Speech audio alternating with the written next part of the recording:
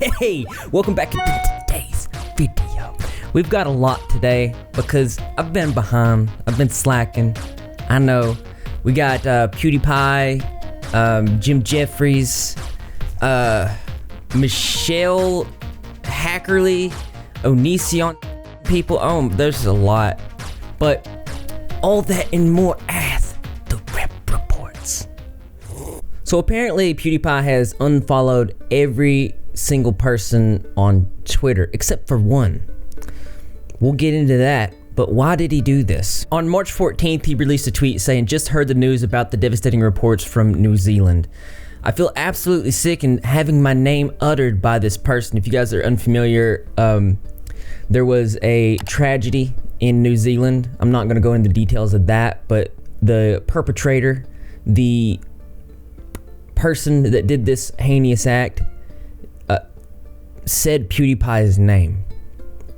This sparked a series of events that led to him unfollowing everyone on Twitter. Keemstar, host of popular YouTube channel Drama Alert, says in a tweet, "Some extremists were making threats to everyone PewDiePie was following, so he unfollowed them on." Says the source is from Nick Mon, and we've got the story on that. Apparently Nick says people were targeting anyone that PewDiePie was following on Twitter, me included. For the sake of safety, PewDiePie has unfollowed pretty much everyone on Twitter. Daily Dot incited the threats against PewDiePie and people he followed, attempted to wash their hands of responsibility with a halfway correction. So in the article, Daily Dot put the people that he was following in their article, saying that he reportedly followed several controversial figures on Twitter, many of whom have been criticized for alt-right.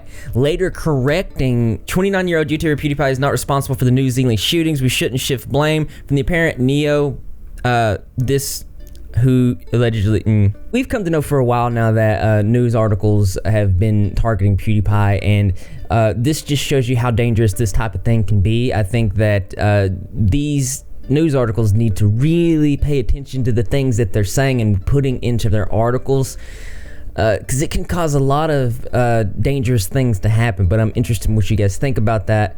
Also, PewDiePie has turned his Twitter into a #1 stan account for BTS, by the way, where you can find everything you need to know about BTS, in-depth news. Follow PewDiePie to keep up with BTS. Our next story comes from Repzion. Apparently, Onision is threatening him with legal action. Again? Repzion tweets, "So Onision is threatening to take legal action against my network Fullscreen along with me if they don't drop me because of my video responses I've made to him. You realize all of my responses are based on things you've said and put out publicly. Interesting development." He also posts the email. Let's read that. "Some time ago, I asked you to stop making videos about me that were based on misinformation and slanderous. This email is formally a request for you to remove all videos about me on your channel, especially the ones that are most slanderous. Having requested the removal of said videos formally, and me now asking you to stop harassing myself and my family, your actions beyond the last request in this point make matters more simplistic." I'm going to put the tweet in the link below so you guys can look at it in its entirety. Onision goes on to say, "My apologies for not including the original message. Daniel Salzbeck, or if I misspelled that, I'm sorry, Repzion. You have 72 hours to remove all videos, including my images and videos. Additionally, your network has 72 hours to remove you. That being Fullscreen, for the 7 years of slander, harassment you have subjected myself and my family to. If all the videos remain up after 72 hours, I will be pursuing you for damages. If you remain signed to Fullscreen after 72 hours, I will be pursuing them for damages as well, as they are directly enabling your slander harassment." I wonder what you guys think about this. Do you feel like Onision has solid ground to go forward with these actions, or do you feel like this is just another thing in the universe? That being said, I do want to talk about copyrights. Keemstar put out a tweet today that was really intrigued me. It said, "All YouTubers need to put money aside to fight these false copyright claims. The reason they do it is cause they can. We need to make our voices loud and clear. If you file a false copyright claim on us, we will fight you and win, and you will pay our costs. So I think that I'm probably going to take a little bit of money out of my paycheck each month, and I'm going to put it aside for false copyright claims. And I think this is really important because, you know, it's going to be troublesome, and a lot of people really don't want to deal with that. But if we stand up for these types of things, in the long run, people are going to stop doing these false copyright strikes because they're going to be afraid of the consequences. Currently, there aren't many consequences, and these things are just let slide. So I see it as an important issue. Let me know what you think in the comment section below. Also, in the news. You guys have heard about this already. Fantastic Adventures. It was ran by Michelle Hackney and her 7 kids. Allegations have come out that she was not a very good person. And full disclaimer, if you hear me talking weird or not saying words, it's because I'm trying to censor certain words. That way the video does not get demonetized. Michelle Hackney, 48, was after officers visited her home in Maricopa last week and found the 6 of her 7 adopted children appeared malnourished and underweight. It was very bad, as I'm told, that these kids were starving, and the officers talked to them and they told them that sometimes they were made to not eat for days. One of the officers gave one of the kids some water, and he drank 3 bottles of water. That's pretty thirsty. Other things included the fact that she was abusing, as well as horrible things that she's done. Off-screen police allege Hackney brutally abused the children using pepper spray to discipline them and locking them in a closet without food, water, or access to a bathroom. In fact, when the officers arrived after the complaint, which by the way was put out there by her biological 19-year-old daughter, one of the kids were in the closet in only a pull-up. I'm not sure if you guys know anything about pepper spray, but that stuff is intense. One time before school, I had a little bottle from the dollar store and I sprayed it on the ground outside, just trying to test it out. We shut the doors and we started talking about probably not going to school that day. And our eyes started watering like crazy because the vapor had seeped inside the car, and it was intense. Can you imagine spraying a child with this type of substance? Hackney was charged with 7 counts of 5 counts of unlawful imprisonment and the child neglect, and 2 counts of molestation of a child. They also put charges on her 2 older biological sons for not reporting the crime that was happening. They did have statements. They did say that a lot of these things were in fact happening, and that at times they even tried to sneak the food. And I'm thinking, you probably should have called the law. And I'm told that they're out of jail now, and Hackney is actually, there's a $200,000 bond, if I'm told right, and I believe that she's still actually in jail, but I'll keep you guys updated in the future on this story. Hackney, of course, has denied using pepper spray or ice baths.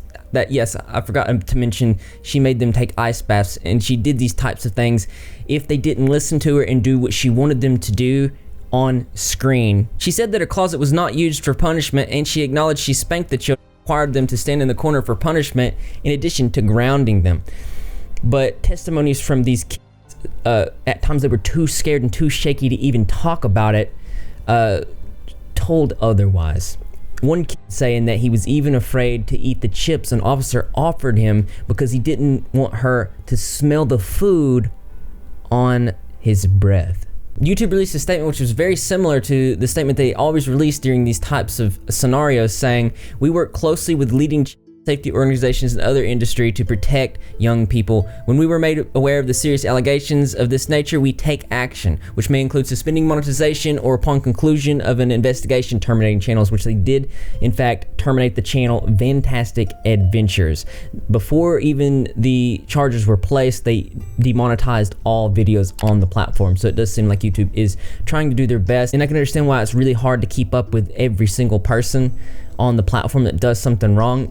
It's good that they are at least doing something. Probably to me, one of the most bothering things about this is there were next door neighbors that were also YouTubers that actually did a collaboration, and they noticed nothing, saying, Tawny and Zeb Schnorr say 2 of Hobson's were brought to their home a few weeks ago to collaborate with their family on their popular YouTube channel, Extreme Toys TV.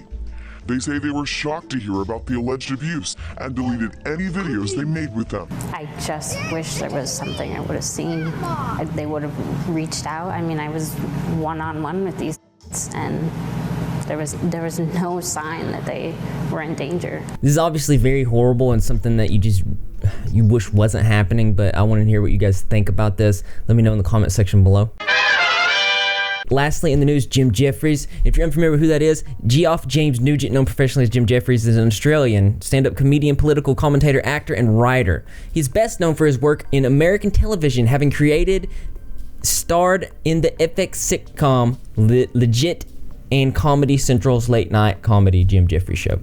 This YouTuber by the name of Avi, with over 166,000 subscribers, went on the Jim Jefferies Show, but he didn't trust Jim Jefferies, so he brought his phone to secretly record just in case Jim Jefferies took anything out of context. So a few months ago, Jim Jefferies' producer contacted me and asked me to come on as a guest to his show.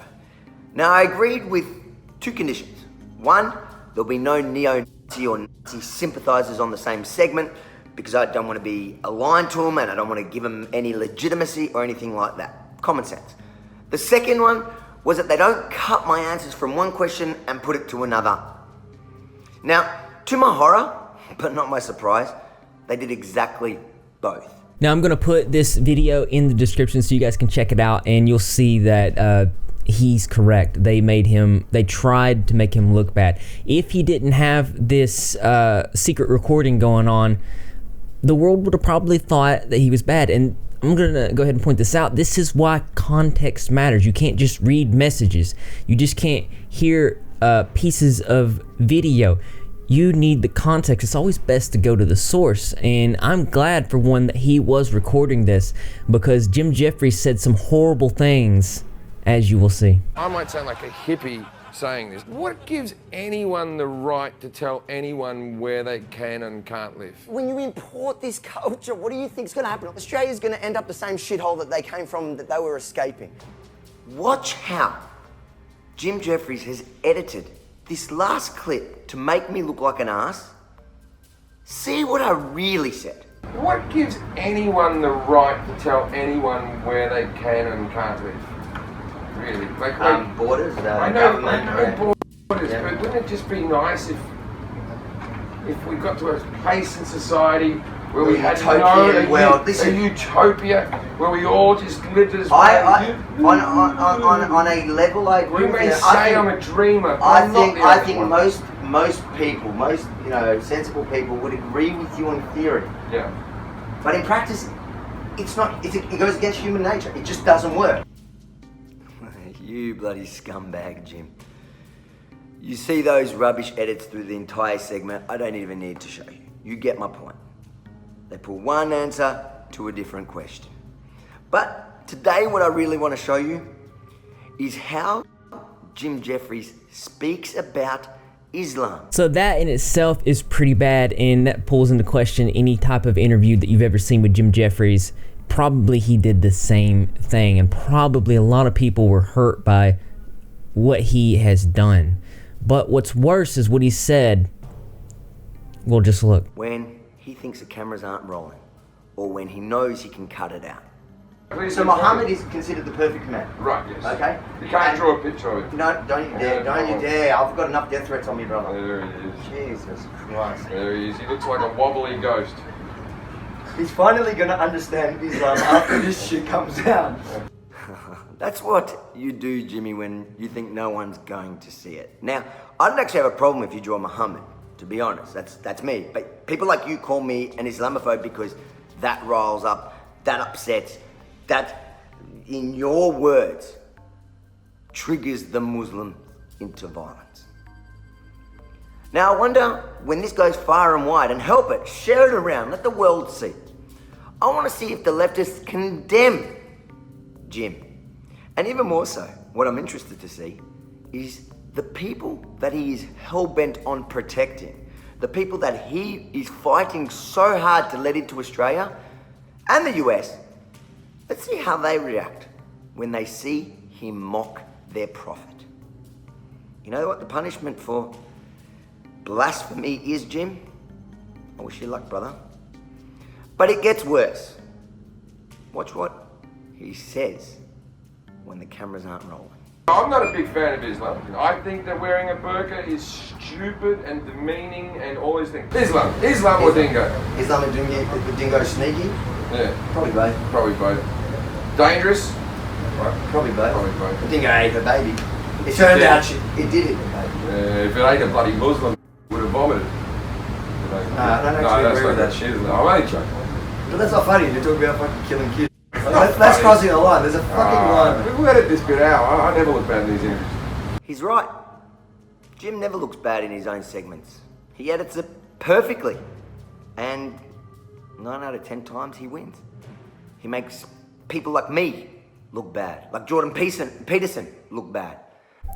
So I really want to know what you guys think about this. This is obviously horrible, and this man is exposed. And the things that he said, it's almost like he was purposely trying to upset Avi here in hopes that he would say something to condemn himself so that he could edit the video in a way to make Avi look bad. It's awful, but this happens every single day where things are taken out of context and it makes good people suffer. But as interesting as this is, there's always something that's more interesting to me. That's right, you guessed it. I want to know what you think. So much go ahead and leave your creative and or interesting responses in the comment box below. Thumbs up, those likes. As always, brothers and sisters, I will see you in the next video.